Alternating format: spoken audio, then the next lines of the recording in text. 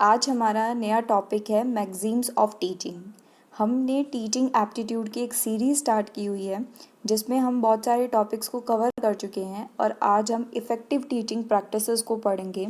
Means कौन कौन से ऐसे टीचिंग प्रैक्टिसेस हैं जो बहुत इफ़ेक्टिव रहते हैं जब आप would be as a teacher उनको यूज़ कर सकते हैं, जिसको हम मैगज़ीन्स ऑफ टीचिंग भी बोलते हैं। एज अ लेक्चरर या एज अ टीचर आप कौन कौन से प्रैक्टिसेस को अपनी क्लासरूम में यूज़ करोगे, अडॉप्ट करोगे, ताकि आपके जो कॉन्सेप्ट्स हैं वो स्टूडेंट्स को क्लियर हो सके, आप अच्छे से चीज़ों को समझा पाओ, आपकी भी अंडरस्टैंडिंग क्लियर होगी, तभी आप स्टूडेंट्स को चीज़ों को क्लियर कर पाओगे। तो हम उन्हीं टीचिंग प्रैक्टिसेस की आज बात करेंगे। हम स्टार्ट करते हैं। सबसे पहले हम ये समझेंगे कि मैगज़ीन क्या होता है। ये टर्म बहुत नहीं है, हमने कई बार ये होता है हमने कुछ कुछ टर्म्स को पहले सुना हुआ नहीं होता, तो हम वो टर्म्स को भी क्लियर करेंगे। हम सिर्फ टॉपिक को गो थ्रू नहीं करते रहेंगे, हम चीज़ों को समझ रहे हैं तो हम वन बाय वन सब चीज़ों को बहुत अच्छे से समझने की कोशिश करेंगे। तो सबसे पहले मैगज़ीन जो है ना वो एक ग्राउंड रूल होता है, मतलब एक ज़मीन से मतलब बिल्कुल ही ग्राउंड रूल होता है, या हम बोल सकते हैं एक बिल्कुल ही फंडामेंटल प्रिंसिपल होता है जो बहुत सालों से चला हुआ आ रहा है। मतलब इसी तरीके से टीचर्स और लेक्चरर्स जो होते हैं वो इसी तरीके से अपने स्टूडेंट्स को टीच करते हैं, ताकि इस तरीके से वो उसको गाइड करते हैं ताकि उसका फ्यूचर बिहेवियर और उसका फ्यूचर एक्शन जो है वो उस तरीके से डेवलप हो सके। अब एज अ टीचर आप क्या करेंगे, अपने खुद के मैगज़ीन्स डेवलप करेंगे, अपने खुद के मैगज़ीन सेट करेंगे क्लासरूम में जाने से पहले। हम उन्हीं को अब डिस्कस करते हैं। फर्स्ट, सबसे पहले हैं हमारा from simple to complex. Simple से कॉम्प्लेक्स मतलब ये कहना चाह रहा है कि हम बहुत सिंपल चीज़ों से पहले क्लासरूम में स्टार्ट करेंगे, फिर हम एक कॉम्प्लेक्स कॉन्सेप्ट की तरफ जाएंगे। कभी भी आप बच्चों को सीधा डायरेक्ट एक कॉम्प्लेक्स टॉपिक या कॉन्सेप्ट नहीं समझा सकते। बच्चों को हमेशा एक सिंपल चीज़ से आपको स्टार्ट करना पड़ेगा उस कॉम्प्लेक्स टॉपिक तक ले जाने के लिए। अगर आप क्लासरूम में जाके डायरेक्ट बोल देते हो आज हम ट्रिग्नोमेट्री पढ़ रहे हैं, उन्हें मैथ्स का ABCD नहीं पता, उनको प्लस माइनस नहीं पता, वो ट्रिग्नोमेट्री कैसे करेंगे, इंटीग्रेशंस कैसे कर लेंगे, ज्योमेट्री कैसे कर लेंगे। मतलब उनको आपको पहले बेसिक तो बनाना पड़ेगा ना। जब तक उनका बेसिक नहीं होगा डेवलप मैथ्स को लेकर या किसी भी अदर सब्जेक्ट को लेकर, तो वो कॉम्प्लेक्स टॉपिक या कॉन्सेप्ट की तरफ नहीं जा सकते। तो टीचर को हमेशा एक सिंपल थिंग्स से, या हम कह सकते हैं एक सिंपल आइडिया से स्टार्ट करना चाहिए। ये आप डे टू डे एग्जांपल्स इसमें ले सकते हो। जब आप एक सिंपल थिंग या आइडिया से स्टार्ट कर रहे हो तो उसमें आप कैसे करोगे, आप डे टू डे एग्जांपल्स ले सकते हो। अगर उस टॉपिक से रेलेवेंट कोई है तो वो सबसे बेस्ट होता है कि आप डे टू डे के एग्जांपल्स लो, आप रियल लाइफ एग्जांपल्स लो।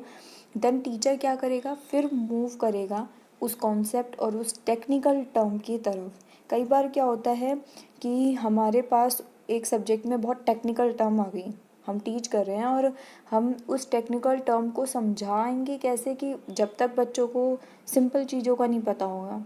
तो हम क्या करेंगे, हम एक सिंपल चीज़ से स्टार्ट करेंगे ताकि वो कॉन्सेप्ट और टर्म उनको समझ में आ सके।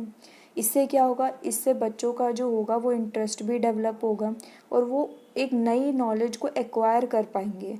अदरवाइज़ अगर आप एक कॉम्प्लेक्स सब्जेक्ट को या टेक्निक को या टर्म को डायरेक्ट समझाते हो तो बच्चों का इंटरेस्ट डेवलप नहीं हो पाता, वो उस चीज़ को इग्नोर करते हैं या उस चीज़ को छोड़ करते हैं क्योंकि उन्हें समझ में नहीं आया।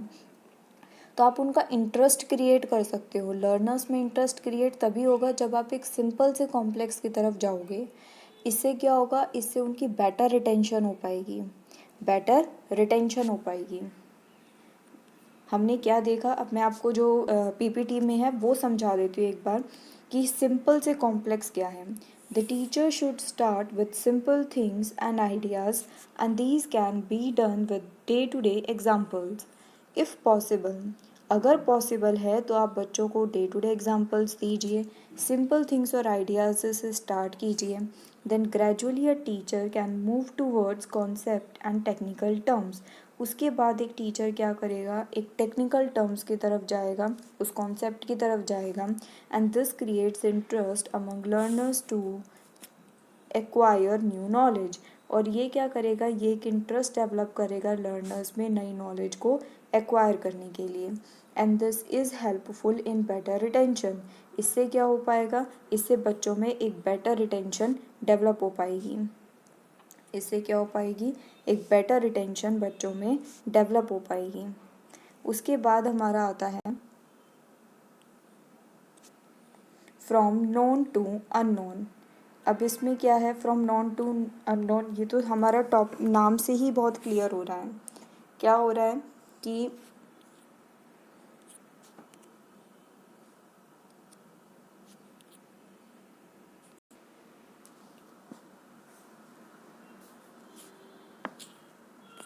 From known to unknown means जो चीज़ हमें पता है और वह हम कहाँ जा रहे हैं, जो चीज़ हमें नहीं पता है। तो जब हम नोन जो चीज़ हमें पता है वहाँ से हम कहाँ जा रहे हैं, टू अननोन जो चीज़ हमें नहीं पता। तो ये हमारे पहले मैगज़ीन से ही रिलेटेड है, मतलब सिंपल से कॉम्प्लेक्स जा रहे थे, अब हम जो चीज़ हम जानते हैं वहाँ से हम कहाँ जा रहे हैं, जो चीज़ हम नहीं जानते। Retention is always better if new knowledge can be link with the non one. Retention आपकी मतलब आप चीज़ों को याद अच्छे से तभी कर पाएंगे अगर आप उन चीज़ों को पहली वाली चीज़ों से रिलेट कर देंगे। अगर मैं आज कोई एक नया कॉन्सेप्ट क्लास में पढ़ाने जा रही हूँ और मैं चाहती हूँ कि वो बच्चों को याद रहे, तो मैं क्या करूँगी, मैं उस चीज़ को पहले उनकी प्रीवियस नॉलेज से उसको क्या कर दूँगी, कनेक्ट और रिलेट कर दूँगी। उससे क्या होगा, अगर मैं उनको डायरेक्ट समझाती तो वो उस चीज़ को याद नहीं कर पाते, बट मैंने उसी कॉन्सेप्ट को क्या कर दिया, जो चीज़ वो पहले से जानते थे ना उससे उसको रिलेट कर दिया। अब क्या होगा, वो उनको लॉन्ग टर्म तक वो चीज़ याद रहेगी। तो ये क्या कहता है मैगज़ीन की फ्रॉम नोन टू अननोन, जो चीज़ आप जानते हो वहाँ से आप कहाँ जा रहे हो, जो चीज़ आप नहीं जानते हो। तो this is related to first maxim. First maxim हमने क्या पढ़ा था, फ्रॉम सिंपल टू कॉम्प्लेक्स, एक इजी चीज़ से एक मुश्किल चीज़ पे जाना। तो रिटेंशन इज़ ऑलवेज बेटर, आप याद अच्छे से तभी कर पाओगे if new knowledge can be link with the non one, अगर आप नई नॉलेज को पुरानी नॉलेज से लिंक कर देते हो। Third is from seen to unseen, means जो चीज़ आपको दिख रही है वहाँ से आप कहाँ जा रहे हो, जो चीज़ आपको नहीं दिख रही। तो स्टूडेंट्स जो होते हैं वो हमेशा नॉलेज कहाँ से इम्पार्ट करते हैं, अपने प्रेजेंट से। वो अगर प्रेजेंट को समझ पा रहे हैं तो वो अपने पास्ट को भी और अपने फ्यूचर को भी, दोनों को समझ पाएंगे, दोनों को रिलेट कर पाएंगे अगर आप उन्हें प्रेजेंट क्लियर कर देते हैं। तो अगर आप प्रेजेंट की नॉलेज उन्हें अच्छे से देते हैं। तो फ्रॉम सीन टू अनसीन में यही है, the student should be imparted knowledge about the present, present के बारे में उसको नॉलेज अगर दी जाती है, then they can understand the past and the future better, तो वो फ्यूचर को और पास्ट को बहुत अच्छे से अंडरस्टैंड कर पाएगा। Now fourth one is from concrete to abstract. अब ये दो टर्म्स ऐसी हैं, कई बार हमें ये मैगज़ीन समझ में आ जाता है बट हमें कॉन्क्रीट एब्स्ट्रैक्ट का मतलब समझ में नहीं आता। तो कॉन्क्रीट का मतलब होता है रियल और एब्स्ट्रैक्ट का मतलब होता है आइडिया। मतलब हम एक रियल चीज़ से कहाँ जा रहे हैं, एक आइडिया की तरफ जा रहे हैं। द मेंटल डेवलपमेंट, जो बच्चों की मेंटल डेवलपमेंट होती है वो अच्छी तभी हो पाती है अगर ऑब्जेक्ट्स कैसे होंगे, कॉन्क्रीट मतलब रियल होंगे। अगर हम रियल ऑब्जेक्ट्स के थ्रू उनको समझा रहे हैं तो उनकी जो मेंटल डेवलपमेंट होगी वो बहुत अच्छी होगी। They become familiar with and define micro words for them at a later stage. Means ये कहना चाह रहा है कि अगर हम उन्हें रियल ऑब्जेक्ट्स के साथ रिलेट करके समझा रहे हैं जिस चीज़ से वो फैमिलियर भी हैं, तो वो क्या करेंगे, वो बाद में भी उन चीज़ों से माइक्रो वर्ड्स निकाल पाएंगे, उन्हें डिफ़ाइन कर पाएंगे, उन्हें अच्छे से समझ पाएंगे, क्योंकि वो उन ऑब्जेक्ट्स को क्या है, रियलिटी में देख पा रहे हैं। तो एक आइडिया भी उनका क्या होगा, डेवलप होता चला जाएगा।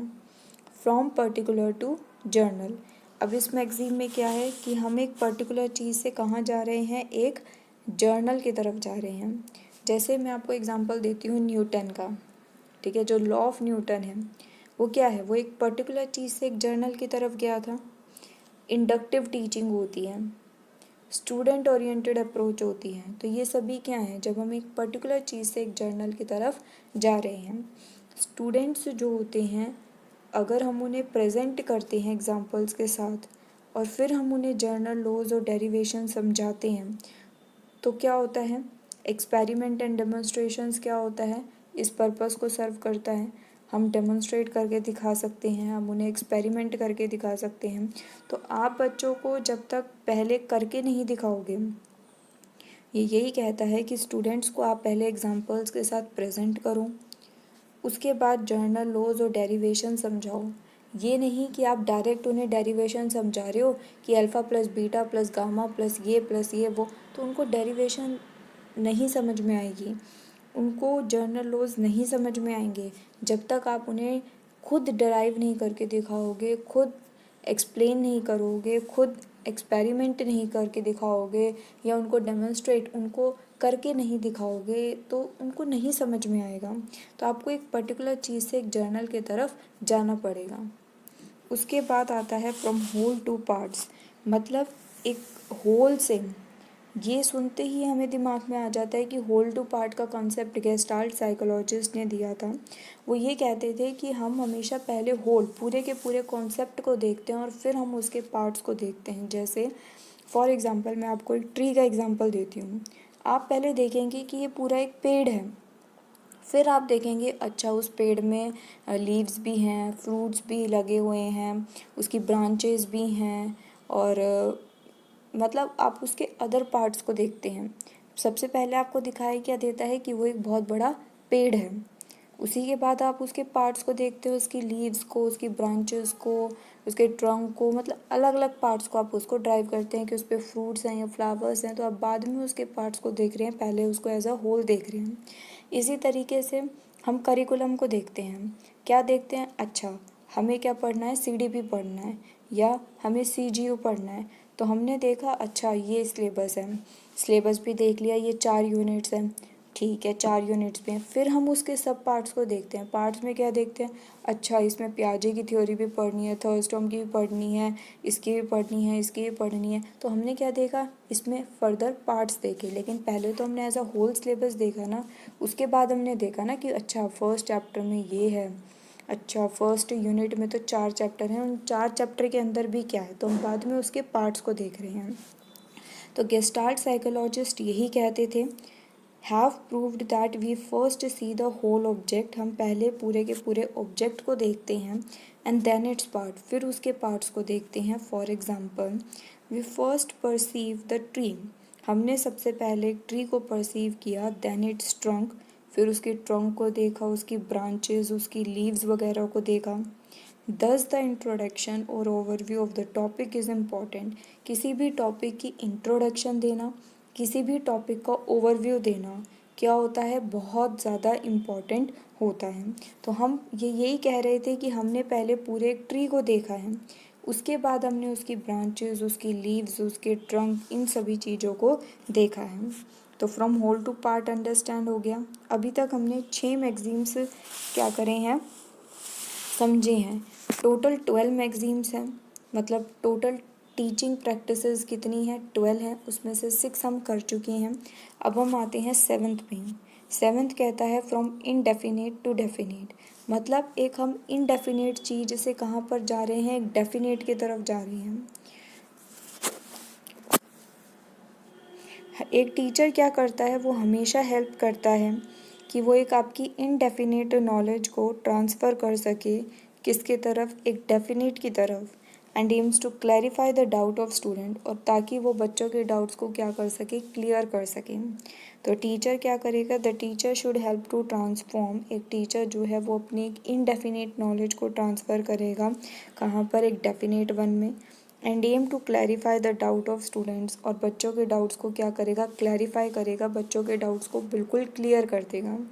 The teacher should help to transform indefinite knowledge into definite one and aim to clarify the doubts of students, ताकि बच्चों के डाउट्स बिल्कुल क्लियर हो सकें। अगर हम सीधा डेफिनेट पे जाते, इनडेफिनेट उन्हें नहीं पता होता, तो उनके डाउट्स क्या होते, नहीं क्लियर हो पाते। तो वो इनडेफिनेट नॉलेज को ट्रांसफ़र कर देता है डेफिनेट में, ताकि वो उनके डाउट्स को क्लियर कर सकें। From psychological to logical, psychological से लॉजिकल से क्या मतलब है कि स्टार्टिंग में क्या होता है कि जो साइकोलॉजिकल ऑर्डर होता है वो ज़्यादा इम्पॉर्टेंट होता है। साइकोलॉजिकल ऑर्डर कैसा होता है, ज़्यादा इम्पॉर्टेंट होता है, whereas for grown up learners, जो लर्नर्स ग्रो अप हो रहे हैं उनके लिए उनका साइकोलॉजिकल ऑर्डर बहुत ज़रूरी है। लॉजिकल ऑर्डर क्या होता है, इज़ एम्फेसाइज्ड मोर, उसे भी एम्फेसाइज किया जाता है ज़्यादा। बट साइकोलॉजिकल क्या होता है, हम एक साइकोलॉजिकल से कहाँ जा रहे हैं, लॉजिकल पे, ताकि बच्चे लॉजिक्स लगा सके, लॉजिक डेवलप कर सकें कि ये चीज़ क्यों हो रही है, कैसे हो रही है, तो वो चीज़ें उनमें डेवलप करनी चाहिए। फॉलो नेचर, फॉलो नेचर कहता है इसका मतलब क्या होता है कि आप अपनी एजुकेशन जो है, एक पीपल की जो बच्चों की जो एजुकेशन होती है वो हमेशा नेचर के आसपास होनी चाहिए, ताकि वो अपने नेचर को देखें, समझें, उसे फील करें, और मतलब उन्हें अपने नेचर का भी पता होना चाहिए, अपने नेचर को अंडरस्टैंड करें। तो इसलिए हमेशा एजुकेशन जो होनी चाहिए ना, वो अकॉर्डिंग टू नेचर होनी चाहिए, उस बच्चे की नेचर के अकॉर्डिंग होनी चाहिए, अकॉर्डिंग टू हिज नेचर। और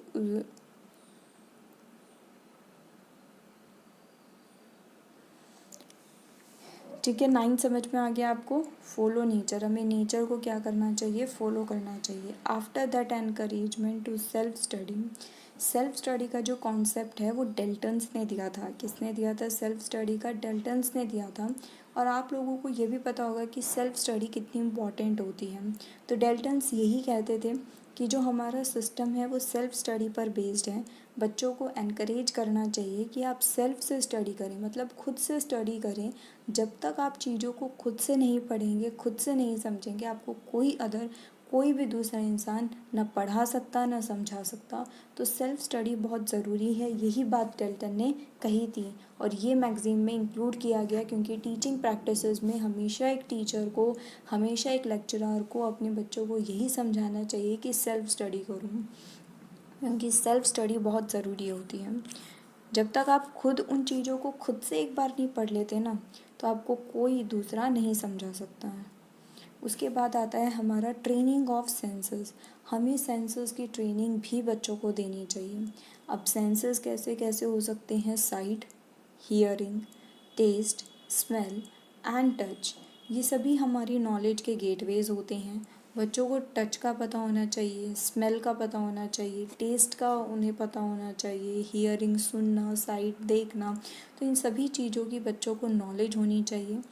और अगर ये सभी हैं तो बहुत अच्छा है।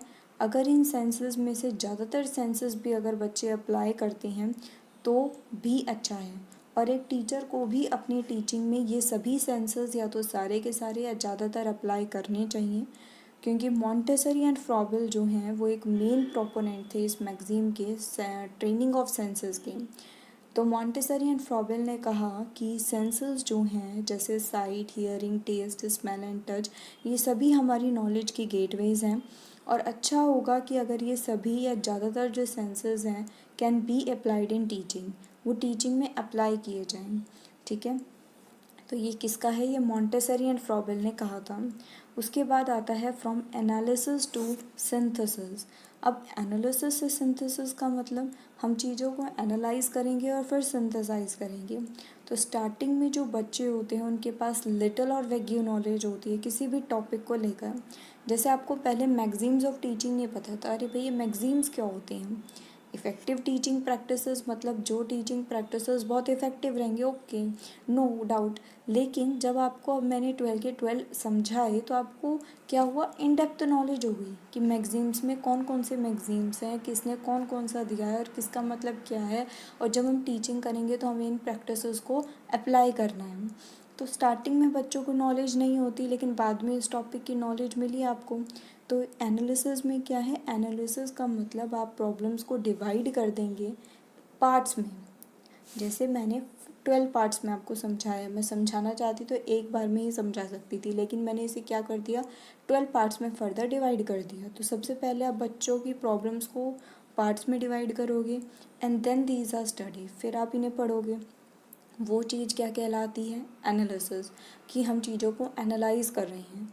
सिंथेसिस क्या होती है, means to understand by connecting the knowledge acquired through analysing the parts. Synthesis का मतलब होता है जब हम चीज़ों को अंडरस्टैंड करते हैं, समझते हैं अपनी नॉलेज को कनेक्ट करके। जो चीज़ हमने एक्वायर करी है किस चीज़ के थ्रू, पार्ट्स को एनालाइज करके, जो भी हमारे पार्ट्स थे हमने उनको क्या कर लिया, एनालाइज कर लिया, देख लिया, समझ लिया। जब हमारे पार्ट्स हमें समझ में आ गए तो हमने क्या किया, उन चीज़ों को कनेक्ट कर दिया। अब जितने मैंने 12 पार्ट्स बनाए थे ना, उसको सबको क्या कर दिया, कनेक्ट कर दिया और एक पार्ट बना दिया। तो वो क्या कहलाएगा, वो सिंथेसिस कहलाएगा। तो एक टीचर जो होता है वो एनालिटिक सिंथेटिक मेथड को क्या करता है, यूज़ पहले पार्ट्स में समझाएगा, फिर उसे कंबाइन करके समझाएगा, तो उसे एनालिसिस सिंथेसिस कहा जाता है। ठीक है, तो ये हमारे क्या थे, 12 मैगजीम्स थे, मतलब टीचिंग प्रैक्टिसेस थे। और ये तो था हमारा maxims of teaching, means effective teaching practices.